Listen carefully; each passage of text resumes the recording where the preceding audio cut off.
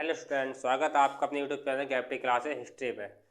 तो आज मैं स्टार्ट करने वाला हूँ क्लास 10th के हिस्ट्री का चैप्टर नंबर 1 का जो पार्ट 4 है, वो पार्ट 4 के बारे में आज हम स्टार्ट करेंगे। जो इसका टॉपिक हमारा जर्मनी का एकीकरण।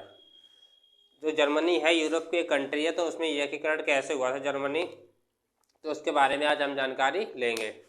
तो सबसे पहले हम बात करते हैं कि जर्मनी जो देश, वो देश है यूरोप की, वो सबसे पहले क्या था, 29 प्रांतों में बटा हुआ था।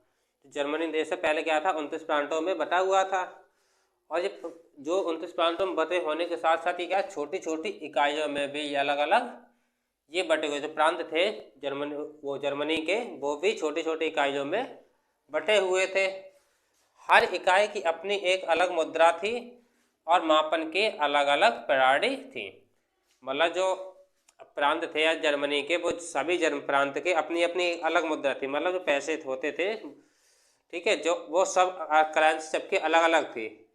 और जो मापन की प्रणाली थी, मतलब किस कैसे नापते हैं, वो सभी वो प्रांत की अलग अलग थी। यदि कोई व्यापारी हैम्बर्ग से न्यूमार्क जाता था तो उसे 11 चुंगी नाकों से गुजरना होता था। यदि कोई जो बिजनेसमैन है, जो व्यापारी है, वो हैम्बर्ग से न्यूरेमबर्ग से जाता था, तो क्या होता था, वो उससे 11 चुंगी नाकों से गुजरना होता। चुंगी नाके मतलब टोल टैक्स से आज हम बोलते हैं, वहाँ से उन्हें गुजरना होता था। तो प्रत्येक हर नाके पर क्या होता था, लगभग 5% चुंगी देनी होती थी। मतलब जो टैक्स होता है, टोल टैक्स होता है, वो हर चुंगी नाके पर 5% उन्हें लगभग 5% देना होता था। अलग अलग स्थानों के भार और मापन में अत्यधिक अंतर होने के कारण इनमें बड़ी उलझन थी। मतलब अलग अलग स्थानों के भार, जो इस अलग अलग स्थानों पे जाते थे, या अलग अलग स्थानों के जो वेट हो जाते थे, उनके जो भार थे, जो वेट था और जो मापन मेजरमेंट था, वो अत्यधिक डिफरेंस बहुत अलग अलग था। तो इन जो व्यापारी होते थे, व्यापारी इससे बहुत ज़्यादा उलझने होती थी। अब इन्हीं उलझनों के कारणकर्ता हर तरह व्यवसाय के लिए बिल्कुल प्रतिकूल माहौल थे। जब उन्हें, जब व्यापारी थे, व्यापारी को जब उलझने होती थी, तो क्या होता है, तो उन्हें मतलब बहुत ज़्यादा उलझने थी। उलझने के कारण क्या, उनके लिए प्रतिकूल माहौल बन गया था। इससे क्या था, वो लोग बिजनेस नहीं कर पा रहे थे, या फिर अपने आप को, व्यापार को नहीं बढ़ा पा रहे थे। उसमें बहुत ज़्यादा विघ्न उत्पन्न हो रहे थे। मतलब बहुत ज़्यादा बाधा आ रही थी, बहुत ज़्यादा रुकावटें उनके बीच में आ रही थी। तो सन 1815 में ब्रिटेन, रूस, फ्रांसिया और ऑस्ट्रिया के सम्मिलित ताकतों ने नेपोलियन को पराजित किया। अब जो इतने सारे विघ्न हो रहे थे, क्यों हो रही थी, जो नेपोलियन कारण हो रहे थे। तो नेपोलियन ने बहुत अलग अलग चुंगी नाके बना रखे थे, उस कारण उन्हें दिक्कतें हो रही थी। और वो ब्रिटेन, रूस और फ्रांसिया और ऑस्ट्रिया, इन देशों ने क्या किया, आपस में मिलकर क्या किया, नेपोलियन को पूरी तरीके से हरा दिया। और नेपोलियन की पराजय के बाद यूरोप की सरकारें रूढ़िवाद की ओर वापस लौटना चाहती थी। जो मतलब जो नेपोलियन के लोग थे, या नेपोलियन जो भी सरकार थी, नेपोलियन सपोर्ट में थे, वो क्या हो रहे थे, वापस जो पहले जैसे रहते थे, रूढ़िवादी विचारधारा के लोग थे, उसी में वो वापस लौटना चाह रहे थे। और जो रूढ़िवादी, आपको बता दूं, रूढ़िवादी का मतलब होता है, यहाँ वर्ड आए रूढ़वादी, तो रूढ़वादी का मतलब होता है यहाँ पे जो पुराने विचार के हैं, पुरानी विचारधारा के लोग। जो पुराने विचारधारा के लोग थे, वो कौन थे, रूढ़िवादी कहलाते। जैसे कि पूजा पाठ में विश्वास रखते थे, अपने आप को कभी भी स्वतंत्र महसूस नहीं करते थे। रूढ़वादियों को लगता था कि समाज और देश की परंपरागत संस्था को संरक्षण जरूरी है। मतलब जो रूढ़वादी थे, जो नेपोलियन के काल के लोग थे, वो क्या चाह रहे थे, वो चाहते थे कि जो पुरानी परंपरा है, पुरानी परंपरा जो भी संस्थाएं हैं, उनको संरक्षण रखना जरूरी है। मतलब उनका जो बचाव करना बहुत ही ज़्यादा जरूरी है। अब वे राजतंत्र, चर्च, सामाजिक ढांचे, संपत्ति और परिवार के पुराने ढांचों को बचाकर रखना चाहते थे। मतलब जो भी परंपरागत संस्थान थे, उनमें क्या क्या शामिल थे, जैसे चर्च था, सामाजिक ढांचा, संपत्ति और परिवार के जो पुराने ढांचे, तो पुराने तरीके से परिवार जैसे रहते थे, उस तरीकों को क्या करना चाह रहे थे, बचा के रखना चाह रहे थे। लेकिन उनमें से ज़्यादातर लोग इस बात से को भी मानते थे कि प्रशासन के क्षेत्र में उन बदलावों को जारी रखना चाहिए जो नेपोलियन ने किए थे।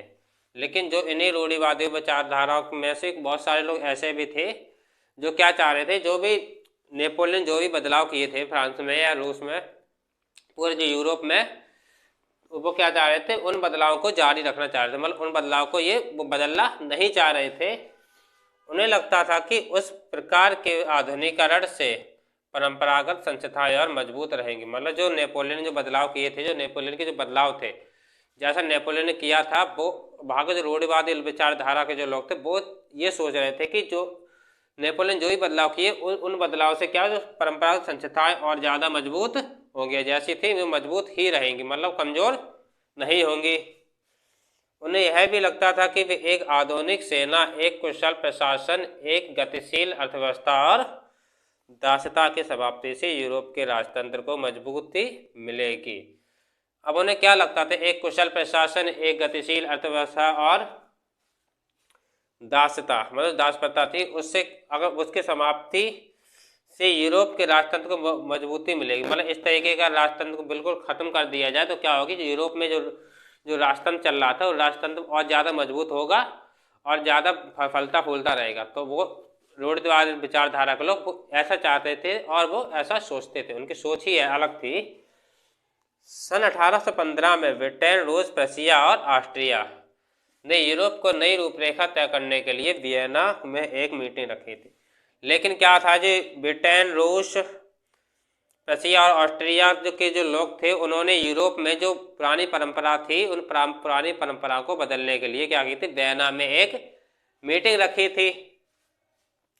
और ऑस्ट्रिया के चांसलर जो थे कौन थे, ड्यूक मेटरनिख पर इस कांग्रेस की मेहरबानी का भार था। मतलब जो भी ऑस्ट्रिया के चांसलर थे ड्यूक मेटरनिख, उन पे ही मतलब जो भी बदलाव हो रहे थे पूरी मेहमान नवाजी का भार था। मतलब वही इसकी सारी देख रेख कर रहे थे। इस मीटिंग में वियना संधि का खाका तैयार किया गया। इस जो मीटिंग हुई थी वियना वाली, तो वियना में क्या एक रूपरेखा तैयार की गई थी। अभी रूपरेखा में क्या था, इस संधि का मुख्य लक्ष्य था नेपोलियन के काल में यूरोप के आए हुए बदलाव को बदल देना। मतलब जो नेपोलियन के शासन काल में जो भी बदलाव आए थे यूरोप में, उन बदलावों को पूरी तरीके से बदल देना, यही इस मीटिंग का लक्ष्य था, उद्देश्य यही था, ताकि जो नेपोलियन जो ही बदलाव किए थे उनको पूरी तरीके से बदला जा सके। इस संधि के अनुसार कई कदम उठाए गए जिसमें से कुछ निम्नलिखित है। मतलब जो वियना संधि हुई थी, वियना संधि में बहुत सारे कदम उठाए गए थे। उस कदम में कुछ निम्नलिखित हैं जो मैं आपको बता रहा हूँ। फ्रांसीसी क्रांति के दौरान बourbon वंश को सत्ता से हटा दिया गया। जब फ्रांसीसी क्रांति हुई थी 1789 में, तो क्या हुआ, जो बूरो वंश था, बourbon वंश था, उस सत्ता से पूरी तरीके से हटा दिया गया। लेकिन अब क्या इस संधि में क्या था कि अब उसे फिर से सत्ता में लाना चाहते थे। मतलब इस तरीके से क्या दोबारा से सत्ता, वो बourbon वंश को सत्ता में लाना चाह रहे थे।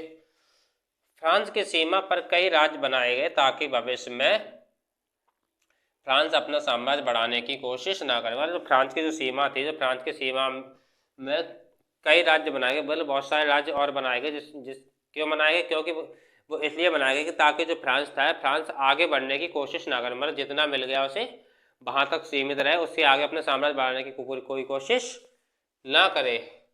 जैसे कि उत्तर में नीदरलैंड का राज्य स्थापित किया गया, जो फ्रांस के उत्तर में क्या नीदरलैंड राज्य का स्थापित किया गया, और दक्षिण में क्या होता है, पीडमोंट से जेनोवा को जोड़ा गया।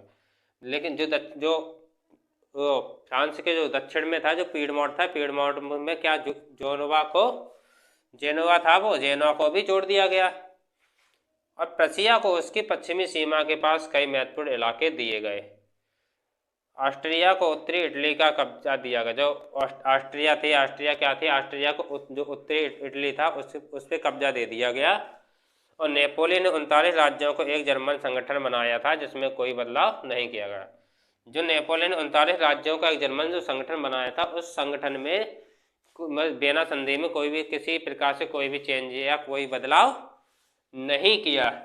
और पूर्व दिशा में रूस को पोलैंड के कुछ भाग दिए गए, जबकि प्रशिया को सैक्सोनी का एक भाग दिया गया। जो पूर्व दिशा थी, जो फ्रांस की पूर्वी दिशा को रूस को पोलैंड के कुछ भाग दिए गए। जो रूस था, रूस के पोलैंड के कुछ भाग दे दिए गए, और जो पश्चिमी जो प्रशिया को सैक्सोनी का एक भाग दिया गया। इस तरीके से हमारा जर्मनी का एकीकरण था। जर्मनी का एकीकरण यहाँ पे पूरा होता है। जो जर्मनी एकीकरण में ये सारी घटनाएं घटी थी और इस मतलब इन राज्यों को जोड़ा गया था, कुछ को चेंजमेंट किया गया था। तो अब हमारे जर्मनी का एकीकरण यही खत्म होता है। अब हम मिलते हैं नेक्स्ट लेक्चर में इटली के एकीकरण को लेकर। धन्यवाद।